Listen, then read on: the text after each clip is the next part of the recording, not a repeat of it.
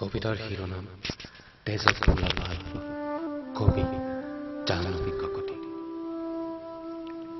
ভিৰৰ মাজৰে আছিল তেওঁ এজন, যি বিশেষ নাছিল।